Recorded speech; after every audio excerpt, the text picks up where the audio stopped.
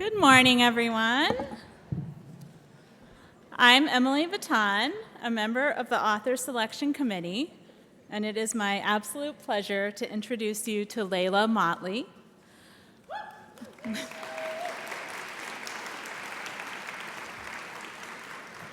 Leila Mottley's career began in her teens. We have a theme going this morning.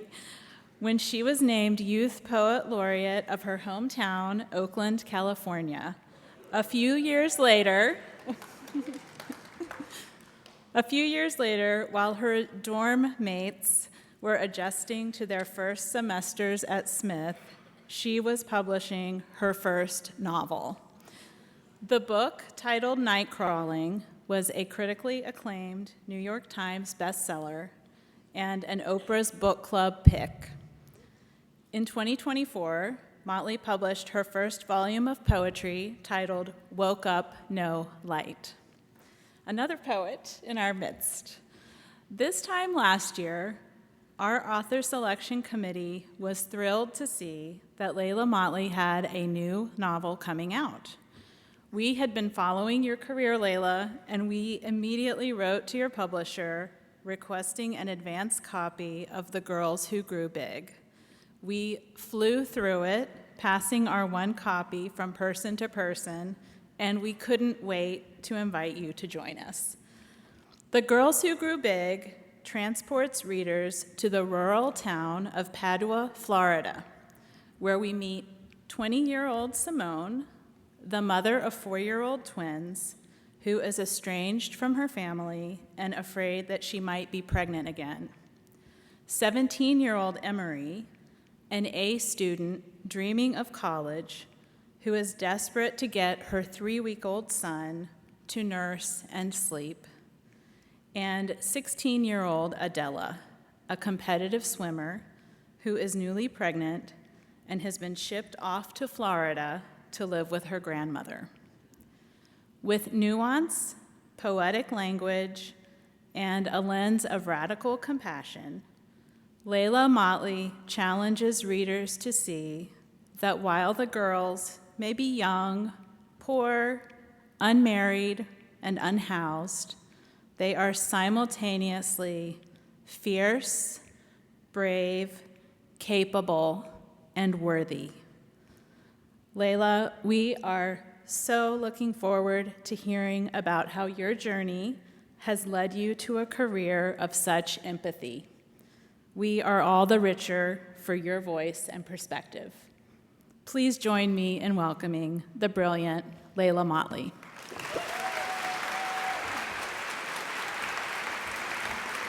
Thank you, Emily. Hi, everyone. How are we doing? Good? I am still in awe over Amity's speech, and they resonate with a lot of her story, which I'll talk a little bit about. I am so honored to be here among such incredible writers and readers. We so desperately need people who read right now and who celebrate books. Most of my friends my age haven't read one in years, so I am desperately grateful for you and your championing of books. I was born and raised in Oakland, and I became the Oakland Youth Poet Laureate when I was 16. And now I'm almost 24, and I'm the author of 2 novels and a poetry collection. Thank you. I was a kid who took to reading instantly, and I can recall at 6 years old carrying around a book with me at all times, though the books themselves never seemed to matter much to me. The books I had access to were Charlotte's Web and Little House on the Prairie, and while I loved reading them, I saw nothing of myself there. I adored entering a world, getting to exist outside of the chaos of my actual life, even if the books I was given felt disconnected from that life. Eventually, though, I stopped reading as much when the magic wore off and the TV was on, and the kids around me didn't care much about books, and I didn't care much about the kids in the books I'd been reading. And then when I was around 11, I found the poetry section of the library. Even words I couldn't comprehend felt kinetic to me. I found home in Intozaki Shange and Lucille Clifton and June Jordan. Every week, I returned my stack of poetry books and collected new ones, devouring them on the bus ride home. This eventually led me to novels about Black girls, and I started reading them one after the other and fell completely in love. I think the most important thing reading gave me was access to hope, and I think we can all agree hope is necessary, especially right now. I grew up in a complicated home, entered high school in the dystopia of 2016, and I share much of my generation's cynicism. But I have to say that reading and a love of books and writing has brought me a lifelong commitment to hope. Hope is bred from imagination, from faith and belief in the self and the world, and from possibility. Books give us possibilities, even simply in the act of being consumed by something, getting to fall into another world and lose ourselves in it. This is also how I came to love writing. I, like Amity, started writing poetry when I was 6 years old and had just learned how to hold a pen. I had a sparkly purple diary with one of those fake locks, scrawled in misspelled 3-line poems, most of which are terrifyingly dark for a 6-year-old. In 2nd grade, I spent my recesses writing poetry, specifically one haiku for every letter of the alphabet. I moved on to short stories when I was 9, almost all of them about disturbed women, which I guess I have in some ways continued to do ever since.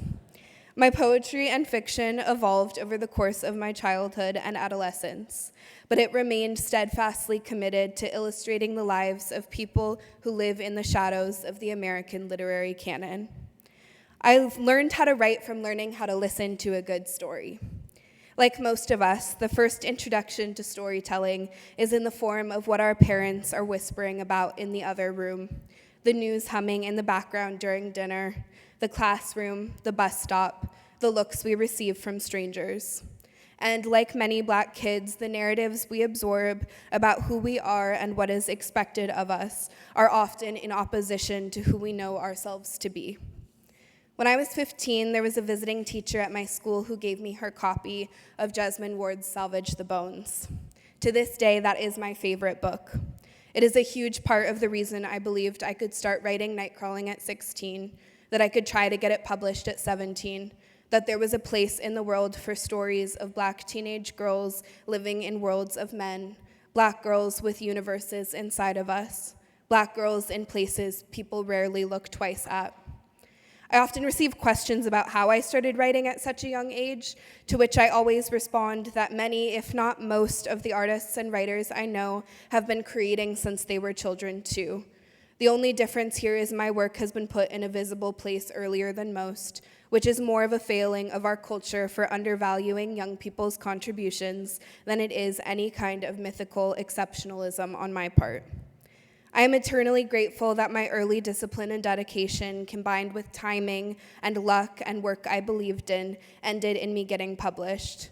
But 17-year-old me did not sit down every day in the name of a book deal. I wrote for the love of writing, and to this day it is the writing itself, mundane and at times brutal, that captivates me. When I sold Nightcrawling, I had just escaped a home that was often unkind to me. I had finally found my way out, and the book that came from that was written in the trenches of that hurt, was a testament to the grit and fortitude that survival requires, and the hope that is present in the glimpses along the way. I found so much reprieve in writing that story, and it gave me more than a contract ever could, though I will say that contract has changed the course of my life in ways I can't begin to express. But mostly it has given me the ability to grow and change as both a writer and a person, and continue to believe in the value of stories long deemed unimportant. I was lucky to grow up in a world of Oakland, which in itself is a complicated and creative place, resisting the conventions of who and what makes a hero, a city, and an artist. Oakland is also a misunderstood story.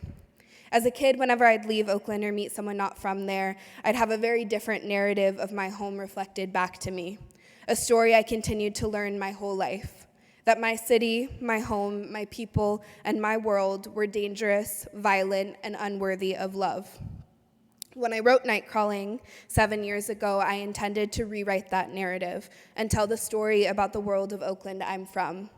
A world of scraper bikes and murals and music, liquor stores and redwood trees, water and a legacy of resistance and redemption and strength.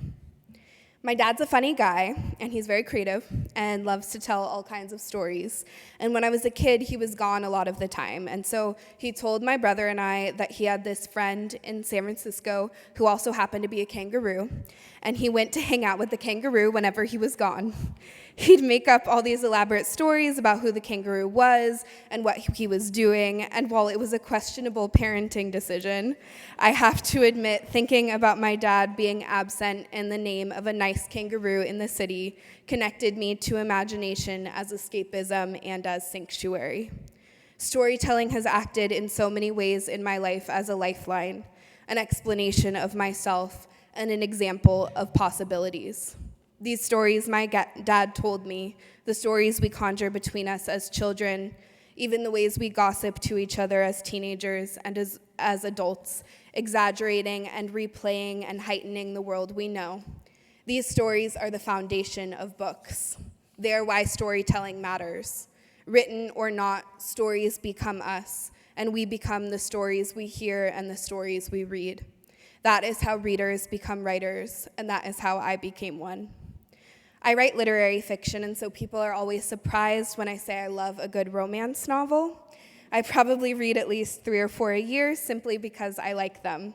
In literary spaces, including school, we often judge and scale what reading is important. As a child, I fell off reading for a while because I felt ashamed of the books I wanted to read and indifferent to the books I felt I should read. I wanted to read stories of weird black girls and romance novels and poetry. I felt I should be reading either The Hunger Games and Harry Potter my peers were reading, which I did read, or The To Kill a Mockingbird and Catcher in the Rye my teachers admired, which I also read. Only when I allowed myself to read what made reading worth it to me did I actually have any desire to do it.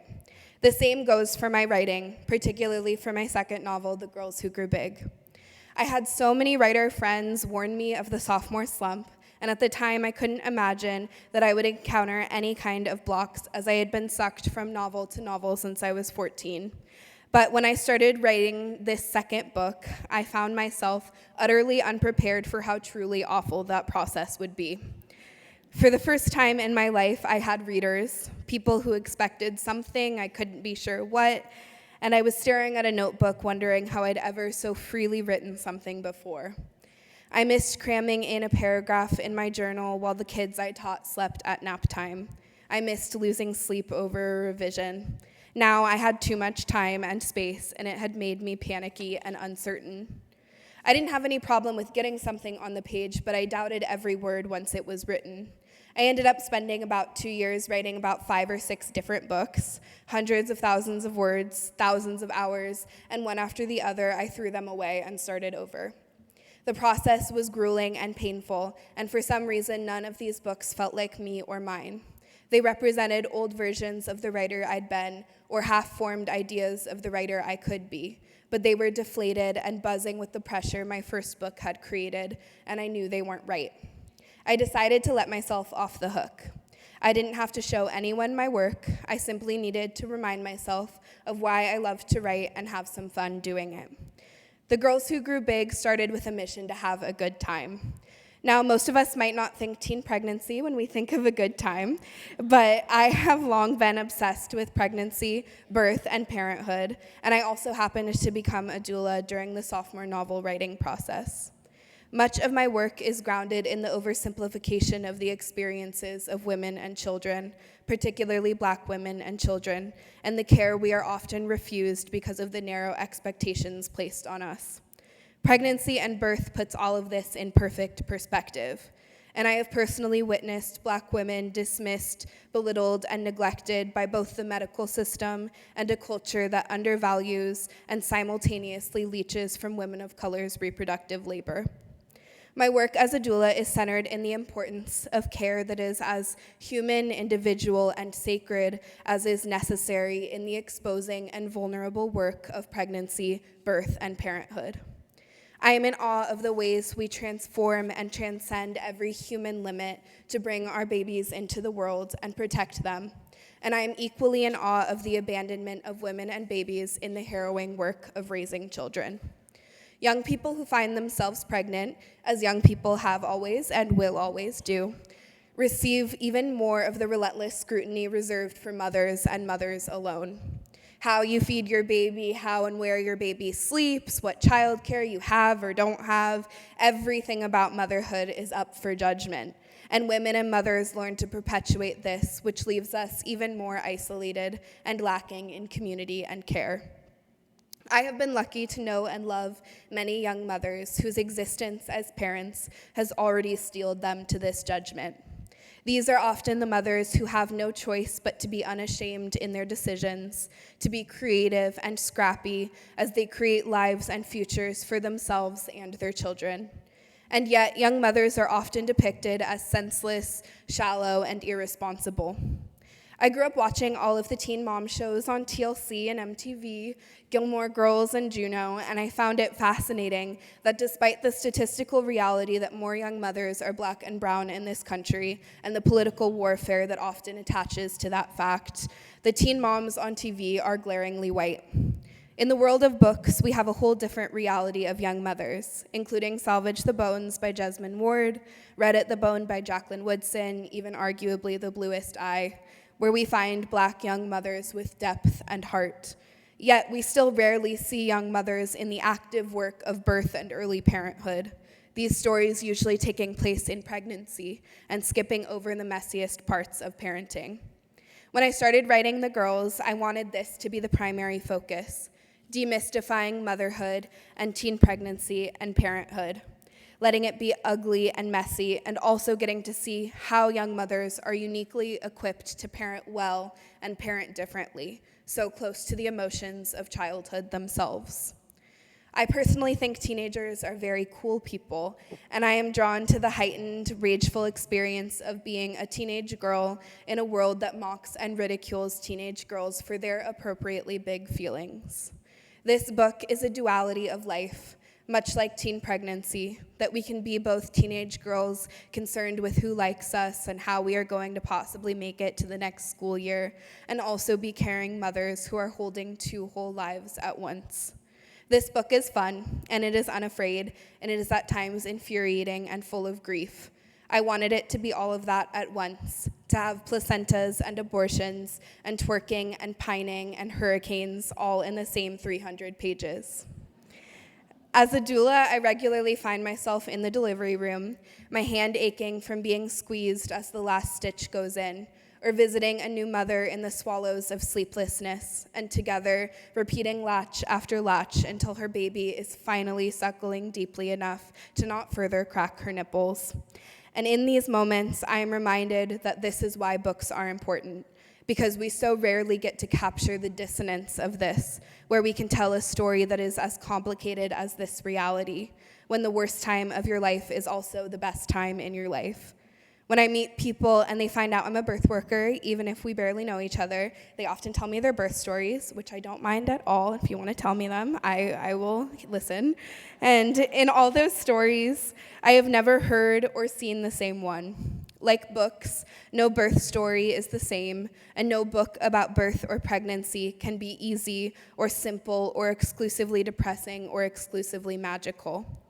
The Girls Who Grew Big is a testament to this, and it is why there are 3 different POVs, 3 radically different experiences of teen pregnancy and parenthood, and yet it is still only one sliver of the vastness that is girlhood and motherhood.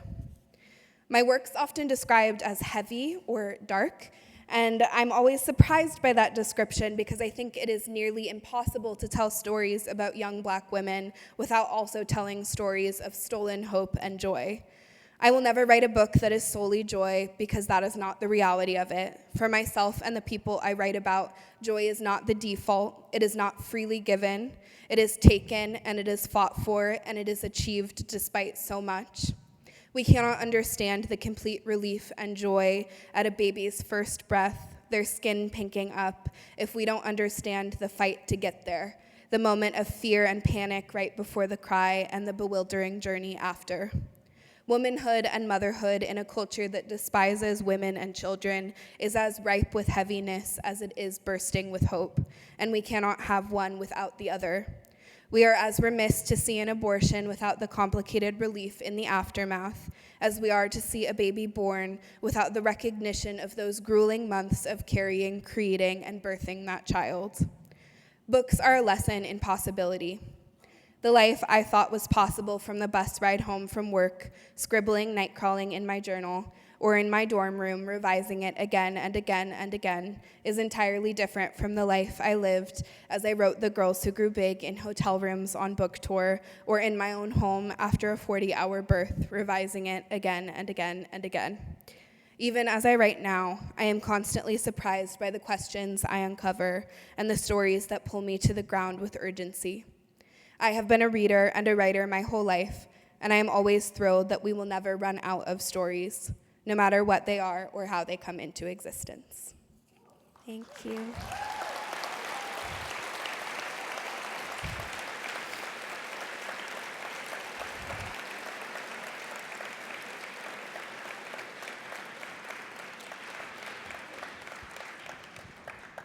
Thank you for that. I love that you talk about your whole life, which hasn't been that long. We got a long ways to go.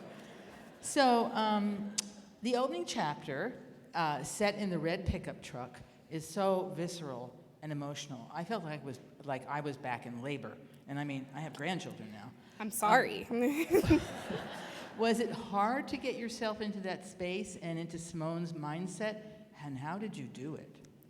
Well, I think working as a doula and getting to experience and be in the room, I mean, birth is the most human experience we can have, and it kind of strips us all to our most primal and pure selves. And at the same time, like, there are things that we don't learn when we're kids, especially teenagers. And so I think most of my friends my age without children would say, like, they have no idea what a placenta is. Right. And so the opening chapter of this book is about Simone giving birth to twins and realizing that she still has to birth the placenta, which oftentimes, even for people who know about the placenta, you're still like, what, there's more? After the baby comes out, you still have a whole other thing to go through, right? And I mean, I could talk about placentas all day, but I think the most important thing about that scene is, like, there are ways that we learn to grow up and learn to parent that are instinctual and will happen kind of regardless of the resources we have around us. And so if you have no scissors and you have no hospital, you're gonna chew those cords through yourself, right? And that is the way that we have done it historically, and that is also what we do when we're mothers. And so Simone's kind of entry to parenthood is in the simple act of birthing this placenta. And even people, those of us who know a placenta is coming, you say, what? There's more? Yeah, there's more. There's always more. And I mean, like, the placenta can be super simple and easy and can feel like, you know, Jell-O coming out of you, or it can be a whole other ordeal and worse than birth itself. And that is entirely dependent on the birth. And I think one of the most important things about this book to me was showing different versions of birth, because every birth is different. But I eventually had to just cut out birth story after birth story, because there is actually no way to encapsulate all of them. I see being an OB in your future. Oh, God, no. No, thank you. I do not want that responsibility. So, Leila, the pickup truck develops into its own character and seems to give the girls a sense of home. What made you choose a truck as a community hub for the girls? I think the idea that these girls are, like, homeless is inaccurate. They have created a home for themselves, and so they are raising themselves, and they're raising these kids in the back of a pickup truck that is just as good as if it was a house, except for in a hurricane. And so getting to see them create a world out of nothing but a truck bed, I think is important in the rebuilding of a life after pregnancy, right? When we have a baby, no matter what our circumstances are, life kind of starts over. There's a death and there's a rebirth of not only a baby, but a mother. And each of these girls is doing that at the same time as they're like thinking about building a life for themselves in the first place. And so having this truck be their locus of home creates also possibility because it is nomadic and can move with them. Right. Thank you. Each girl is very special. Can you tell us about narrating from so many different points of view? Yeah, it was hard. These three girls are essentially the same age, living in the same place, in the same circumstances. And so I wanted us to be able to see how actually different they can be even in the same circumstances, but that made it complicated in differentiating their voices too. They each think about parenthood and about pregnancy quite differently, and we also see them kind of navigate it across racial lines, as one of the girls is white, one of the girls is black, and one of the girls is mixed. And each of them has access to a different version of parenthood because of that. And each of them also wants a different life. And I wanted to show that there are actually so many ways to be a good parent, even though we are presented with kind of a very narrow idea of what it is to be like a good mom. Right. Tooth is the one major male character in the novel. Yes. And he and Simone work independently as catalysts for the story. Would you tell us a little bit about your development of Tooth as both a heartthrob and a bad dad? Yeah, well, a lot of young mothers have their baby's father is over 6 years older than them. And if we're thinking about a 14-year-old, that's a 20-year-old, right? And when you're 14, the difference between 14 and 20 seems small. When you're 20, the difference between 14 and 20 should feel really big. And I think that's one thing that's really hard to understand when we're teenagers and can only be understood in hindsight. And so we get to see both Adela and Simone. Adela's 16, Simone's 20, in these two different experiences with an older man, where they're able to see the situation differently and look at, like, what does it mean to be violated by someone who's also the parent of your child, and who you're tied to forever. And that's the reality for a lot of young mothers, and a lot of mothers in general. And I wanted us to be able to look at that from both the perspective of being inside of it and being 16 and just not knowing differently, and also kind of learning differently when you grow up and you're watching also your kids, and thinking about what it would be like for them. The laws around reproduction have become increasingly restrictive, especially in Florida. Yes. We see this in the hurricane scene with Simone. How did the overturn of Roe v. Wade inform the story of the girls for you? When I started writing the book, Roe v. Wade hadn't been overturned yet. And then after its overturning, the policies around abortion in Florida changed 4 times over the course of writing the book. And so it went from a 15-week ban to an 11-week ban to a 6-week ban.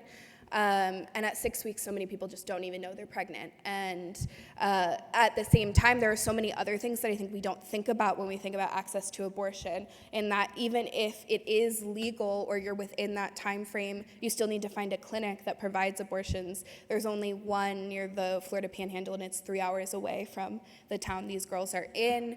Another factor is that there are other laws that we don't think about, like you need to have 2 appointments 24 hours apart. And a good portion of people who get abortions have other kids. So that means childcare, transportation, and you need to go back a day later, but it's 3 hours away. That's completely restrictive for most people. And what happens when abortion is inaccessible is not that people have less abortions, but that they have different kinds of abortions and less regulated abortions. And I think we rarely see what that looks like. And so in this story, it was important to me to show what abortion looks like when we don't have access and how we find a way out of no way. Thank you. The cover art is stunning. Can you tell us about this art and how you found the artist? Yes, my wife actually found this painting. The artist does like self-portraits of motherhood, parenting, pregnancy, and specifically does a lot of work around Black maternal mortality. And so this is a self-portrait at 34 weeks, I believe. It's on the cover. And I was just so grateful when we got it because it had also been like 10 covers later when we finally found this one. Is she up in Oakland? What? The No, artist. she doesn't live in Oakland. She has a gallery in Chicago, but her work's everywhere, yeah. Great. It's Her name's gorgeous. Ashley January. It's gorgeous. So, and you have referred to this, I understand that in between writing poetry and novels, you have worked with young children as a babysitter, in a preschool, and as a doula. So you alluded to this, but so how do these experiences affect the novel and in what ways? I mean, our world just doesn't cater to children. Like there are so many ways that like children have no rights in this country, and very little respect is given to the experiences of children, including teenagers. And so a lot of my work is about kind of the vast lives of kids and the honesty of children. The most honest people you ever meet are under 5. And I think that pregnancy and parenthood kind of brings us right back there. And so when we're parenting young children, we're also like being asked to look at ourselves in new ways. And there are so many ways that like our world just doesn't provide resources to parents and to children that makes the actual act of parenting so much harder than it would be if we had community and resources kind of set up in our institutions. So you talked about being a poet and a prose writer. How do the two genres coexist for you in terms of your writing? Which comes first, the subject or the form? I mostly write poetry like I'm journaling now, so it doesn't usually make it past the written page, and my handwriting is illegible. So it's mostly just for me at this point in my life and as a writer right now, but I often find that my poetry is infused in prose, and so there doesn't need to be as much of a distinction because I receive a lot of the understanding of like the vibrational and kinetic qualities of poetry through writing fiction. And what's next? Do we know? I don't know yet. We'll see. All right. Well, thank you very much. This was Thank awesome. you.